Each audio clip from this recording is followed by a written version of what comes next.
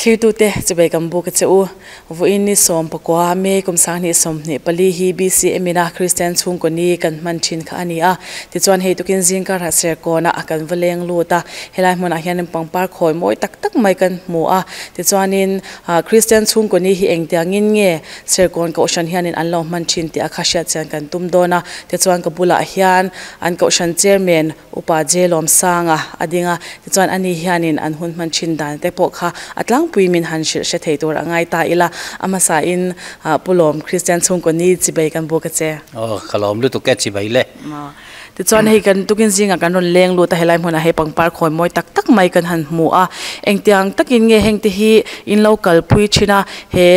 pangpar khoi te po hi in lo da chho chin da na te po kha atlang pia zau de ule ka min shil thei chuan share ko na hian sub missionary te thut mun ani angin Christian chung ko ni hi an lo ngai pui mo em thina ke ni kan om ve ma le kan riat phak ma hian putrakatte khatiang ho hun lai tang to khan Christian chung ko ni hi ko thandang ina an man tak tak ma hian an lo mang na sa view thin ni omin an soya Christian chung ko par te po hi in tina hian putraka khan a pet thina ni ti ten soi chuka ria ti chuan tukina helaya pangpar hetia moi taka kan khoi hetiang hi kan ti tan na tak hi kan han zot kual ka thian te po maro chu file lama tangtia minute lama tangtia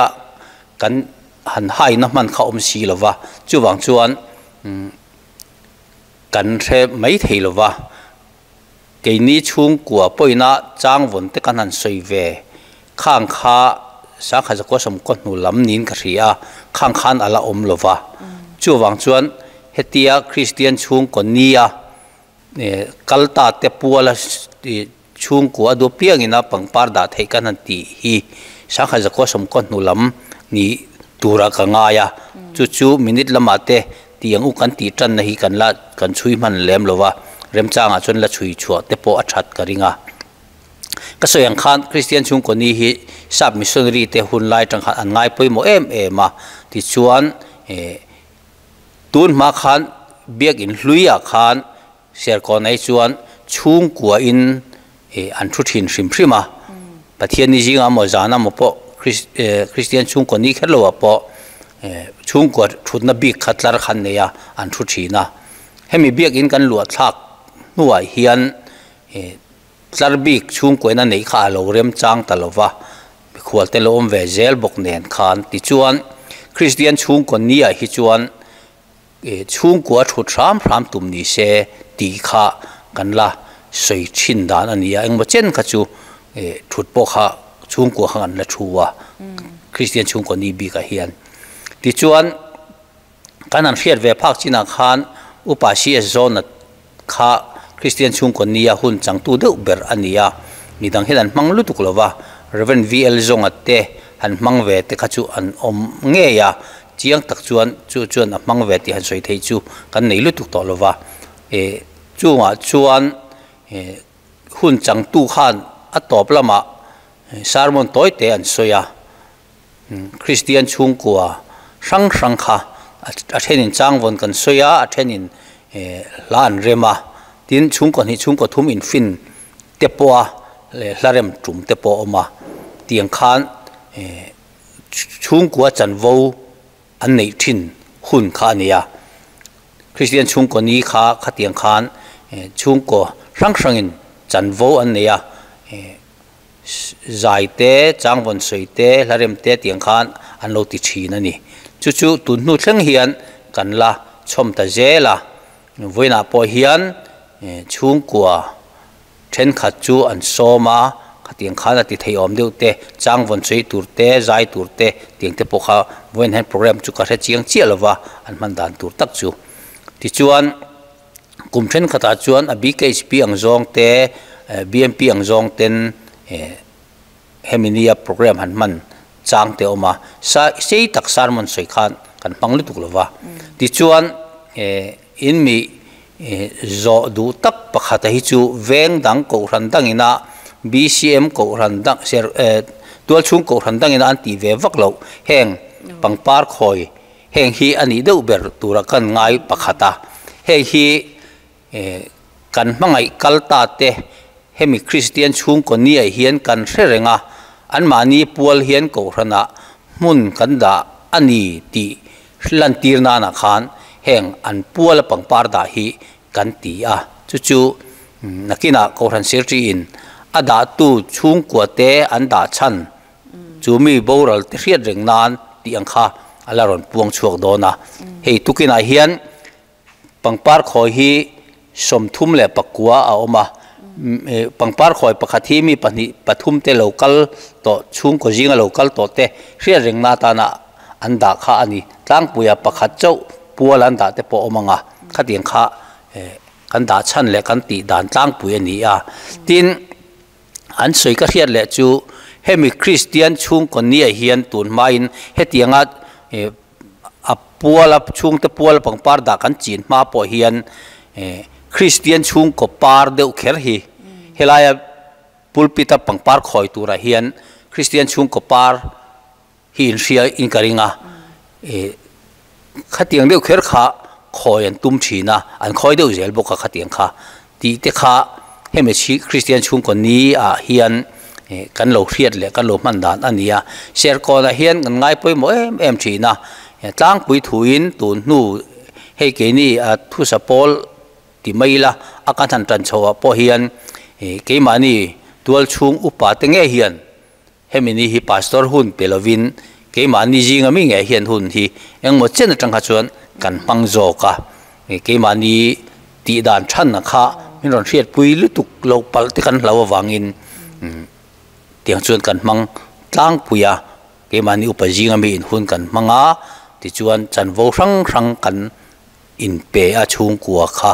ti chuan atop lama hian sermon chu thui vak lo hi kan soi tlang pui jok thin ani chu ka han soi thei chin tlang pui chu ni zobel du nei chuan thu dang ni sela Christian chung ko ni BCM na kan man chin hi in ti hlu zwal hle in ka sha a in man chin dan sang sang te kan han sha a alom om hle maya te chuanin he kumdang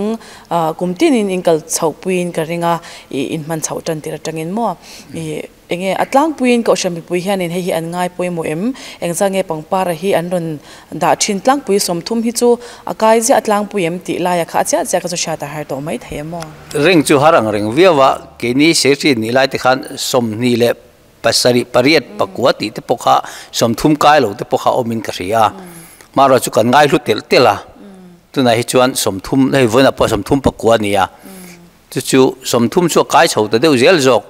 ning ka ria kan ngai hluwa Christian chung ko ni hi kan ngai hlut ta na hi kalta te pual ani na ang zong hen kan ngai Christian chung ko ni ang zong ai ma hen kalta te pual ang dewa ngai na zok ma hi kan nei lek zok mun chu ti tur khopania maro chu Christian chung ko ni BCM headquarters sina tun chol kar chung zong kan manga apathian ni Christian chung ko ni ta na kanan man hi kan ngai hluin kan ngai poi mo khop maya Christmas te ku Good Friday tiang ni ti lo veka chuan voin ni ang hi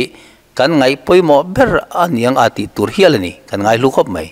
alom om lu to ke chan he to ken zinga hun chedeu mai min pe a helai muna kan helai muna kan pangpar khoi chung chang te chang zo ki min han shil fia te hi kan lom hle maya te chan vu in nia in ko shan poina Christian chung ko ni hlung taka mang turin du sakna kan han hlana cheu ka lom lu to ke ni po an lom e ole khati zong khani a helai muna pangpar an khoi chin dan alo chwa dan te le achan kan han sha the sang sang te chuani a te chuanin helai muna engtiang nge ser kon ko shan te na in khom man chaule item sang sang te an hun man dan kan lo thlir chun zom don nia tir ko te thil ti bung ni chang khat atanga chang li kan chiranga chuminuwa chang somli pani atangin kan chiar zom le don nia tir ko te thil ti bung ni chang khat atanga chang li tin Pentecost ni lo thanin an za in mun khata an om khom veka tin thok le khatan vanatari thipui te angin alo thleng tap phuta tin chu chuan an thun na in chu ati khat tap veka tin leite ama in sem darin me angin an hne na alo in lar ta a tin an chunga achuang thewa an za in tharau thiang limin an khat tap veka tharawin atong ti rang zelin trong dangin an lo trong ta a chang som li pani atanga chang som li le pasari an siar zom le ang tin tir ko te zir tirin in polin chang phelin trong train thanem ngai takin an renga tin mitenin an hlau ta a tir ko te chuan thil mak le chin che na tam tak an ti a tin aringa piang chuan engkim an in trom hloma an rote an sum ten shala an chak khai dai lek thewin an za ne na chuan an sem thina tin ni tin ril rumun katin pathian biak ina chuan thanem ngai takin anom thina anin lama te po chang an phela lim tak le lungoi takin an cho an ei thina pathian an faka mi zong lom zongin an thin tin achan dam mek apiang te chu lalpan ni tin an hena atel tir zel thin ko ran chung kwa atangin pathian fakazai turte changwan soi turte kan in som thina ti chuan hun alo kal le zela hun enge motilai tang khan kan mangai kal masa te puala pangpar da an mani riat reng na le hengang Christian chung konia kan lo in khom pui chin te kan riat reng na puala tan pangpar te kan han da tukin zinga hian ko ran chung kwa som thum le pakwa atangin pangpar an ron da alom le a heng an ron da san te hi he ko rana ko ran ban poimo tak tak ko ran ruai tu lo ni to chin tele chung kwa kan mangai ngoi kan nu le kan pa te kan u le nau kan fa te pual ani an ron da ang hian kumdanga kan tiangin ada tu tele an da ate pual kha han puan kan tum anga ama saber hi pike ro ming liani te chungin an pa pu kelal luna khiat rengna turatana anda ani adot tu asen eng hi upa rang nu na te chungin an tupa tilal muan puya puala anda ani adot le tu khu upa sil zar mo te chungin upa cs zone te pike than chuami te puala anda ani adot le khu upa ar lal riat puya te chung kwa in pike sang khu mi te puar lal rem siama tele pi ar lal ngai zuali te puala anda ani adot le khu lal ruat diki mar te unavin h lal rin oma bilal biak tluangi le h lal riat rengate puala anda ani adot le tu khu upa silal ding liana pualin pi zasangit le atu le faten anda ani adot le khu upa zedilal moi te chungin zedilal muan kimi puala anda ani adot le khu PK than sei te chungin David lalmuan kim puala anda ani adot le khu silal ming liani te chungin annu pisilal pari puala anda ani adot le athang ber dot tu khu pu pisilal buang te chungin si lian suakile pisilal chamite puala anda ani tarma saber ato pera khu ms dong liani te chung kwa in h lal ro duale lal ngai omate puala anda ani ti chuan atlar ni na athang ber atang khuan kanan soi lenga kelrin tikata chungin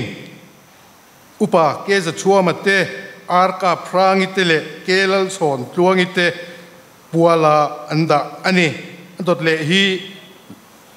zelal engki mate chungin lal chakima puala anda ani adot le hi f zo mangai te chungin puef chalming thanga te pike sap chungi te f zo nun moi te le f zo than siam te lal nun moi chin za le f zo nun tuang te puala anda ani adot le hi pi si biak ming thang te chungin elais lal nun tuang le elais lal rin omate puala anda ani adot le hi alaya alien puya hi upa pi lian ngur te chungin pusel chuama te pisai noli te puala anda ani adot le tu hi pike sap kungi te chungin pusai zinga le pisa pari te puala anda ani adot le hi pukelal puya te chungin puke deng chungnunga le pike zo muani te puala anda ani adot le hi zadi zoram thanga te chungin zadi ro ngura le si than kungi te puala anda ani adot le hi pisiam liani te chungin pusilal ne zava puala anda ani adot le hi ph sangkhu mi te pu chungin puhang pola te bilal zami te puar sai chunga te Reverend Dr. F Frank Khumate puala anda ani adot le hi pisai chungi te chungin puar lal chama puala anda ani adot le hi Rebecca lal zar zovi te chungin Samuel lal rongbola puala anda ani adot le hi Dr. HS lal chungnunga te chung ngin usang lura le pivan zai moi te puala anda ani adot le hi pilal than chungi te chungin puke rang chunga puala anda ani adot le hi piro chungi te chungin si za siamate si za kopate si za lianale pi sai bongi sai lo te puala anda ani adot le hi PC lian sangi te chungin Jonathan lal suan lian puala anda ani adot le tu hi lal ram eng ral te chung le PR biak lomi te chungin upa arthang zuala PR nu zoni arthang runile ti vanal khoi te puala anda ani a atlar ni na atop pera hi puke zo kai lian te chungin ke zo din lian fri reng na na anda ani tichuan atlar thumna to pera tang huang kan puang ve thung don ani chu tlar thumna to ber khu bilal mangai ki mate chungin puke lian to na arlal nge na lal nun tuanga khiang te te puala anda ani adot le hi pisam nguri sailo te chungin ze zo than puele ze lal than cha mate puala anda ani a adot le tu hi PR haw ngai te chungin anpa h lal zuya puala anda ani adot le hi h lal muwa ki te chungin upa si lal muwa na le si lal limpuya te puala anda ani adot le hi pi ro nu ni khiang te te chungin ke khwal lu na puala anda ani a adot le hi pilal engi te chungin si zir kunga thang liri le si mal soma te puala anda ani adot le hi lal than tluangi sailo te chungin upa elech lian dinga puala anda ani adot le hi RK darzoni te chungin si ro chuma le si lal ruat dikite puala anda ani adot le hi lal chan himi te chung kwa in Samuel lal ro nunga puala anda ani atober hi upa silal ding lian te chungin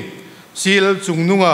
f lal lupui Esther silal rim ruatile si lal sang puite puala anda ani tukin zinga hian tiang anga kan mangai kalta te puala kan thil ti hi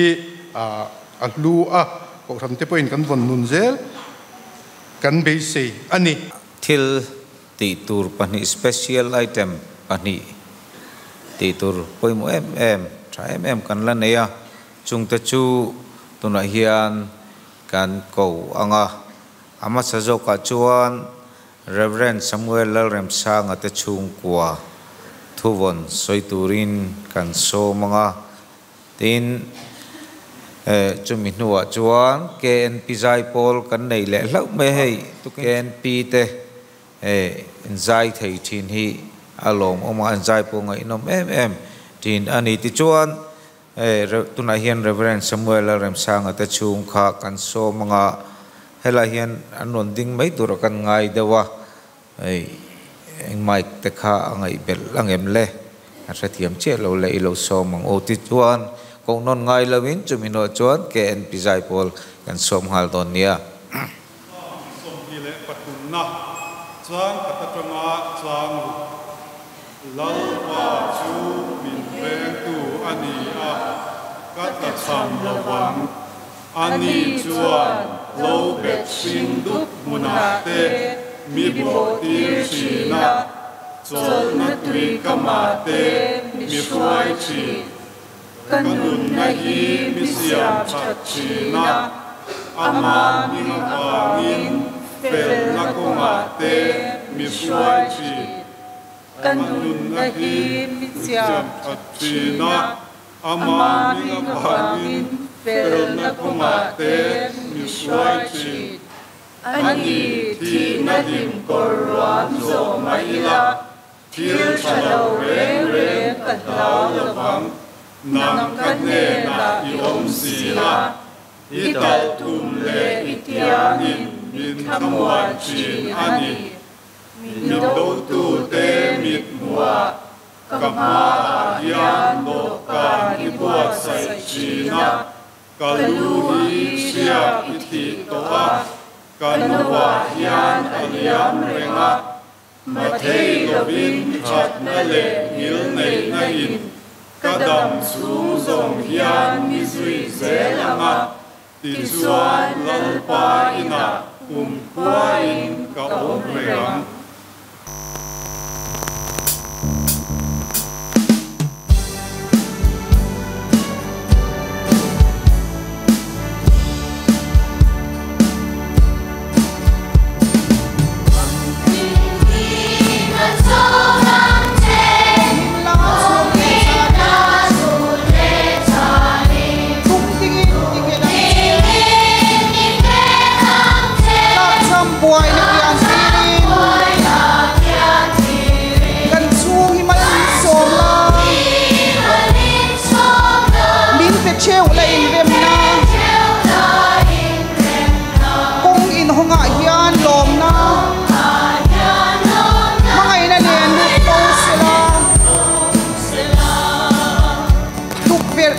phim căng xe van la leng lo lu tro xe kan mei ding le khu zang trong trai ang mal som la hun lum te som mal som la sual la ka ti thiang kim ro ne na kan sen thei nan in shwai zero le patia kan in himal so mang che kong hin la chu le zani tung ding in ti he dang che lak sam buai na kian siri kan chu himal som la min pe cheu le in rem na kong in honga hian lom na mai na ne nu po sila tuk ber te fai phim tang se van la leng lo nu ro se kan mei ding le khu za trong trai ang mal som la run lum te som mal som la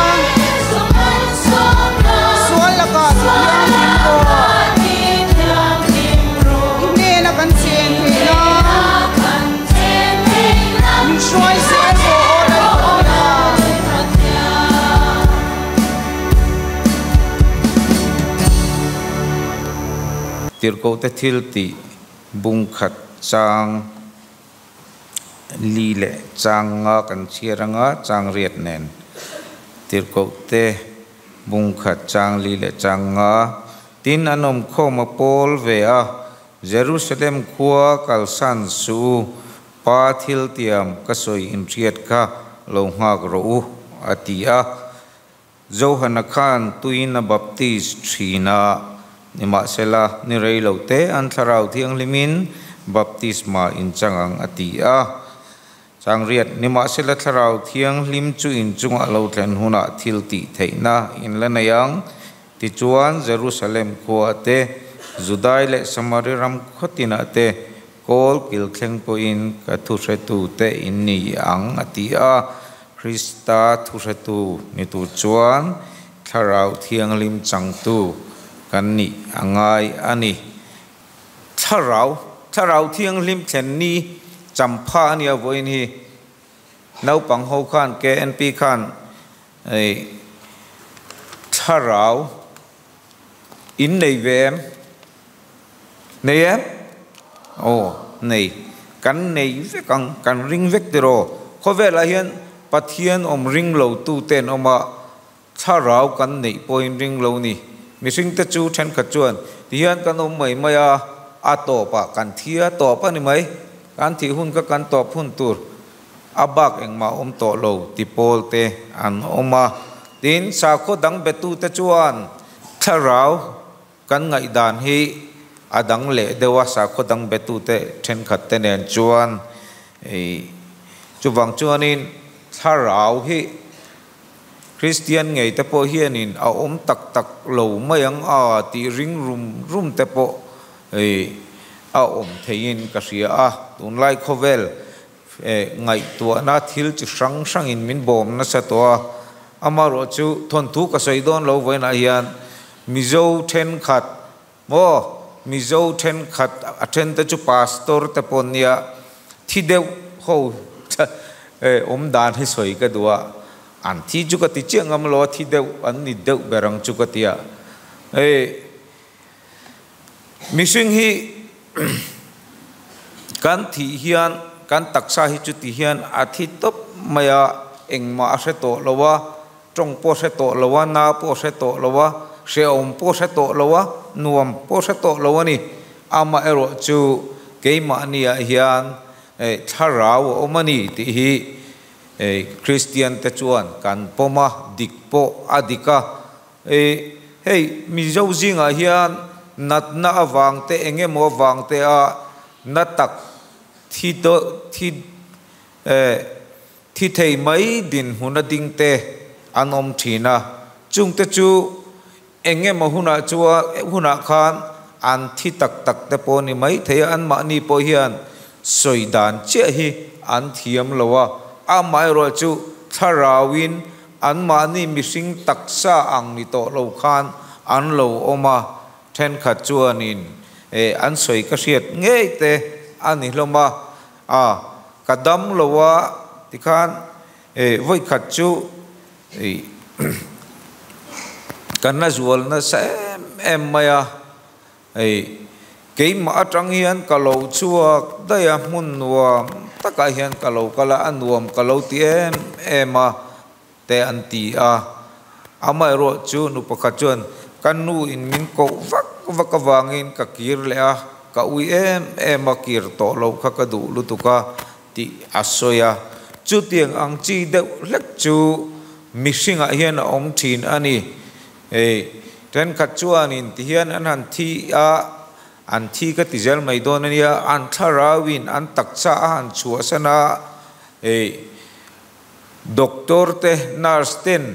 an takcha an khoi lai te an hu veka an chung ten an tra lai te an hu veka chuti ang chuan takcha ni lo tharawa missing hi a om chuan ama nge ya ataksa nge ya po kha alo hu thei tat mai ni chu ti ni chuan keima ni kan han ti tak hi kan tharau zo khi alonia chatuana nung reng tur van ram kan kalemo xem hun kan kale mo po ni sela ke mane hian nung reng tur thi ve mia lo tur hi oma chu chu kan tharau kha anita ani reverend chi chanchin moya kha atak cha bor som deuh nu khan ni in ka ria a voi kha chu a thu soi zo chia kha pulpit a hian a tu top maya eng ma shelovina omta a pulpit chi ran zara ti khan nu ho te pa ho te pon niang an trong traya thenan trapan mang ang em maya chumi chungchang ama ina soina chuan ti khan ka kal san dai che ka tharau kha van ram ka fanga atia minit som don lai kha atak sa kha chu athi ve ni chu ama tak tak atharau ve ro kha chu van ram ka fange atia atu soi vai khat ka ngai tha angai nom ang reng khop maya a van ram fan lai kha chu a soi dan sang sang te kha ka seng vek to lowa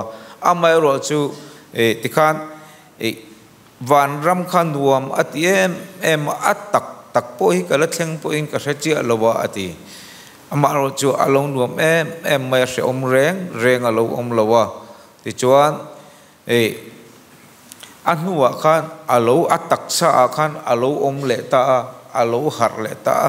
an lo trong traya thenin kamaran deka o amar heron om le ta an tian lo lom em kai chu ko lom si lowati van rama khan om ka chak em ka taksa ka lut le ka nung le kha apoi ka ti em ka lom lowa an lo trong trai te kha ti ra chon ka thina rim dewati ka har du lo dewati ti ra chen ka ti tau ve dewati har ang khan ko om du lowa an han lom ati khan kamar phun han hule te khan lom em a mai ro chu ke chu ka lom ve lo van ram nuam lutu ka khan om hlen ka cha ka ama ero chu an lo trong trai wang te po kha ani mai the ke chu kho ve la ka tak sa khan ka lo nung le ta a ti kha soya chu chu tharau hi kan nei tak takani ti hi kan pom angaya ke mania se om ti thei tu po hi kan tharau hi ani a nakina kan thi huna van rama emo sem huna emo kal tu ra po hi kan tharau ania chuwang chuan kan dam chung hian kan tharau nun hi kan nun hi kan uluk em tur ani kan taksa hi chu ti hian athi anga atroi ral mai don a rei lo te a om lo mai don eng ma kan taksa chu na se to lo chan som vek mai la na po se to lo a mai ro chu kan na riat na te kan eng gim mai atak tak ram chin chatua na nung reng tur chin a hi chu kan thara wa zo khi alo ni a mi thingin keima ni kanan tia po hi he kan tak salang thei khoi thei a hi ani lova kan tharau jok ze lakha alo ni a kan thi huna sem huna kal thei mai po kha kan tharau ani a chuwang chuan tharau lam nu na hi kan uluk apoi mo em ani ti kha reta ila kan tharau tak tak hi chu hetia kan tak sa lang thei le i che thei te thi thei hi ani lo ani ke ma ni tak tak ero hi chu kan thi thei lo ani ti kha kan riat apoi mo hey thil la om te mai chu nu le pa jinga poni thowa thalai te nau pang ke mp rol a chon ani vak lo jok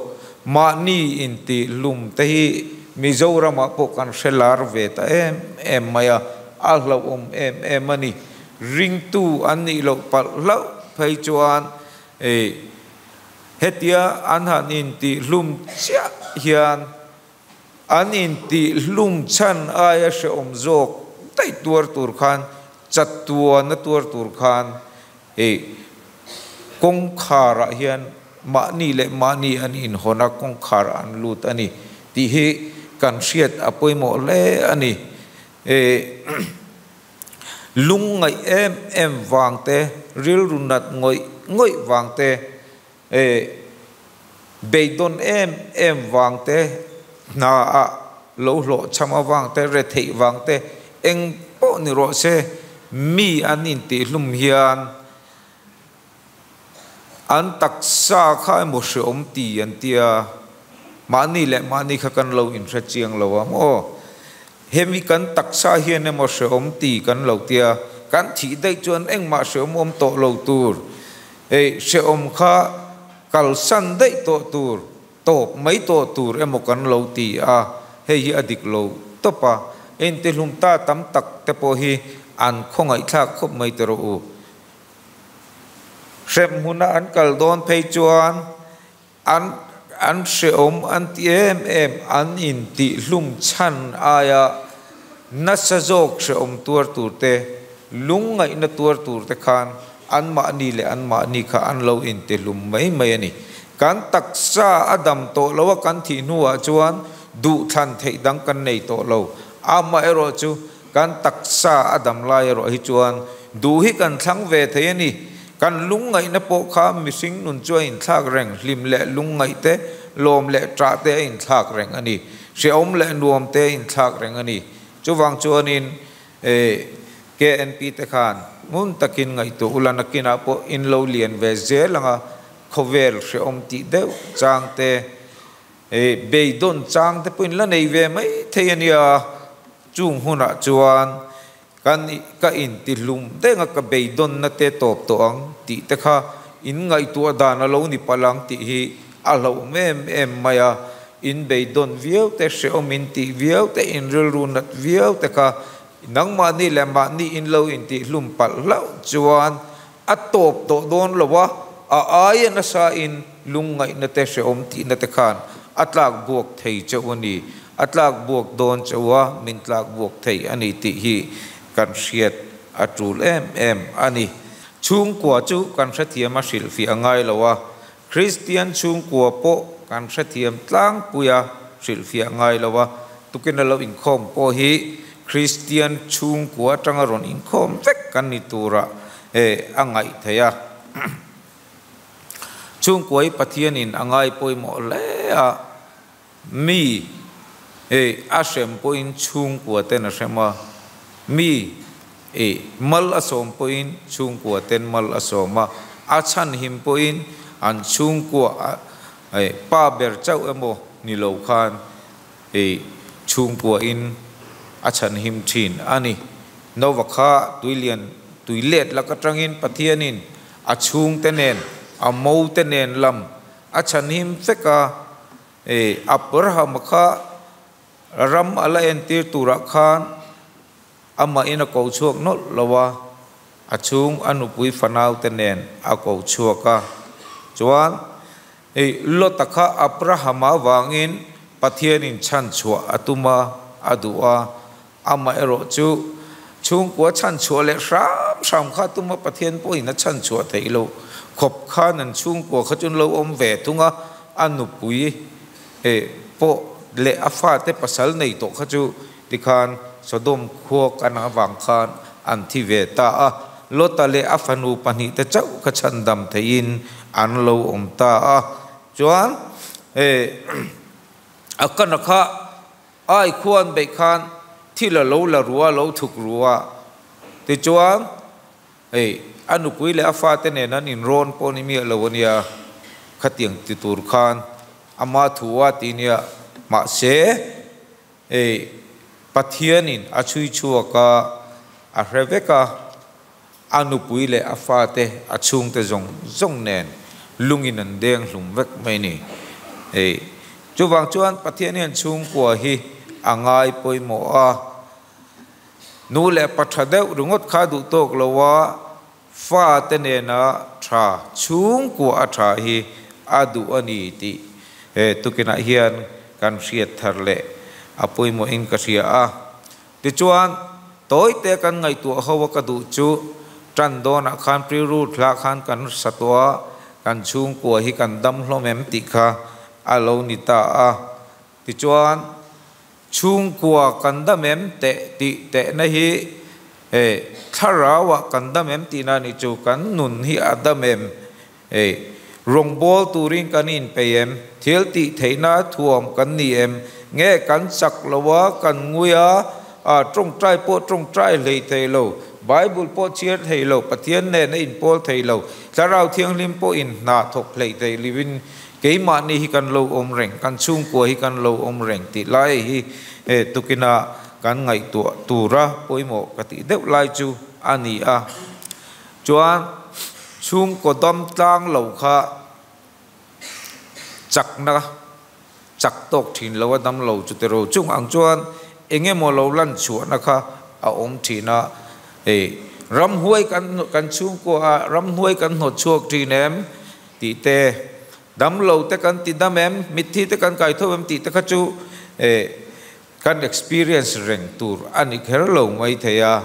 chung ko a chuan alan chu na tan khan atlak chia lawang ama ero chu thilo te kan ngai ama ero chu kan dam tlang tok lo ani ti lan chu na sai na hi lan tir tu hi a om ve in ka ria a chung chu thil pathum karon la chuaka chunga chuan kan dam kan chung kwa kan dam tlan le dam tlan lo kan lo in Indonesia pakhan na chuan chung ko member te puitling deuh chin tiang o chung ko member te hian fian real trong trai na te pathian ne na in pol na kan nei theu theim kan nei theu thei lawa khatiang ko nga in tha da le nei ngai manglo kan chung kwa kan tam chuan kan dam chia lo ani tikha pom thein arin oma panina chuan chung ko trong trai kan nei thinem ti ni lovin nei thin tura in ngai tai la kan kim thap thinem kan chung ko member hi ro khol na lian tak engemo awang ni lovin ten khat kan mut du tlat awang te ten khat kan len re awang te engemo mai awang hian chung ko trong trai kan kim lo foem chuta chuan kan kim lo fo chan thatak trul em pathian poina min pom pui thei om chi ani si lawa chung ko trong trai a kan tel kim lo fo a kan in trong trai san fo chuan kan chung kwa kan dam kim lo deuh ani ang a ti kha arin thein alanga tin ho kan ti viawang ato na ber chu pathian mal som na cholui kan don hi kan kil tlang ngai em ti kha ma ni cheu khalong in bi le ta ila tha in ka ria cho rual lo te chu a ho kan ti mai theya ama ero chu Christian chung ko lung rual tharau thiang limina ruai te chuan lim takin lom takin le in po an in tlang thin ni in alang tlat ani tir ko te thil tia ni china kan chiara te po khan kan mu khatero ring tu te kha he tia ko san pon lama an va in pol khoma an an in hoa pathian an beho ang chia khan ma ni chung kwa po tharau thiang lim lo thlan nu ka chuan chang te chon ti na ni chu chang an phela tikhan lim takin chung kwa in pathian fak chungin an om tlang thin ani cho kan rual lo chan la kha a chan kha om zel thei ani na tho tul tlat awang te hun bi nei te nia khang ang thilawanga kan tlang lo kha chu thu ran ni se tlang thei si ho thei si a mai ro chu mal som na chang ho ngai reng lo chung kwa kan ni chuan kan ni nen fia atul na chin omang nun in tha ta tak then khat kan om ani mai thei zana meng faka jing choi po nang lawa thấu thầy lawa om te po kan om ani mai thei chu kan men chan te choi huna kan mut chan te khan om zia aneya achan azirin atra lo theya apomin apom lo thei ani chu tukina mani in bi nan en ta ila ti chuan chung ko thalo Christian chung ko chak lo dam lo tlat mai chuan enge hong kan ti chuan kan chung ko nun mani khang nan takin a hong nga la apani na chuan ko san hi nat takin a hong boka khotlang kan thang lian thei lowa khốt lang hong na em boka tin chu tiang ang zel chuan ram honga ram madam thei lawa pathian ram in atuara pathian ram azau thei lawa thok na sa kan in ti tluk poin pathian ram po azau lei thei lawang ti hi achiang reng ani apoi tak takani tero Christian chung ko damlo kan ni ina ahong hi chuwang chuan dam itum teang u kan dam tlang lo ani chuan enge kan mamo kan ti chuan Kristan ai o kan ne na reng tura aruat aron tir tharau thiang limai kan mamo ni tharau thiang limi kan chang kan nei kan piang thar to kan ti ani poin kan tharau thiang lim chan hi engwangin nge keima ni na thok thei lawa tat mi khual cham rei ang demin tiang kan en liama enge mohuna choya kan soma chu tiang ang mai maya kan du ang anga kan oma kan du anga kan om dan zul zu ye lo om ve ringot tura tharau thiang limi kan ne na local ani lawa minom pui tu min zir tir tu ke manian na tin reng ron tok tu kan mamo bul pui ani chuwang chuan lal isuan tharau thiang lim kha ngak turin azir tir te ring tu te kha atini Jerusalem ko kha tharau thiang lim ngak lawin an chu kanga atho le thu te kha min hen an vasil ve thot tang ti kha a hlau deuh ani mai theini Krista chanchin hi tharau thiang lim tel lawin an ma ni du zongin thariawan hriat danin adik takpo ni se an lo soi ve rangot kha arem chang lo tharau thiang lim tinung tu chen chil tu tran pui tu ti huai san tu ti fing tu an nei lo chuan eng ma hian om zia anei lo ani chuwak chuan lal isuan tharau thiang lim nei ro tia chu tharau thiang lim an nei tu ra chu Pentecost nia alo thlen ma lo chuan nga tat turin ati ani ti kha voina setar le ta ila